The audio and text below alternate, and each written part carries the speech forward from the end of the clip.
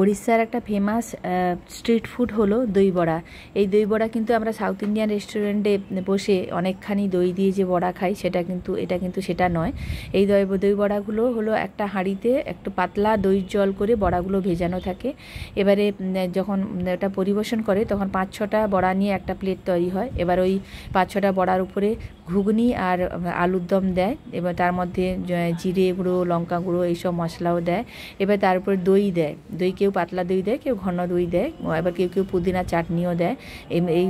এরপরে আবার পেঁয়াজ আর ঝুরি ভাজা দিয়ে পরিবেশন করে। মোটামুটি একটা প্লেটে 5টা-6টা করে থাকে। মোটামুটি 30 টাকা থেকে 40-45 টাকার, 45 টাকাও নয়, 30-40 টাকাই দাম হয় মোটামুটি। সকালের দিকে দেখবেন সাইকেলে বা বাইকে বড় বড় দুটো অ্যালুমিনিয়ামের হাঁড়ি বেঁধে নিয়ে ঘুরে বেড়াচ্ছে অনেকে, বা কোথাও দাঁড়িয়ে আছে। ওইটাই হলো দই বড়া। এবং এই দই বড়া খুবই সুস্বাদু, খুবই পেট ভরে এবং খুবই ফ্রেশ। প্রত্যেক দিন নিয়ে আসে ওরা, সকালের দিকে নিয়ে আসে এবং এদের দই বড়া মোটামুটি 10:30-11টার মধ্যেই এই দই বড়া শেষ হয়ে যায়, যে বাসি কিছু থাকে না। 10টা-11টার দিকে গেলে দেখবেন যে নেই, তলানি কিছু পড়ে আছে। তো এবারের ট্রিপে আমরা প্রত্যেক দিন 1-2 বার করে দই বড়া খেয়েছি। কোনো কিছু পেট খারাপও হয়নি, কিছু না, পেটের কোনো সমস্যা হয় না। খুবই সুস্বাদু, পেটও খুব ভরে দেয়। আর প্রত্যেক দিন কয়েক ঘন্টার মধ্যে শেষ হয়ে যায় বলে নিশ্চিন্তে খাওয়াও যায়।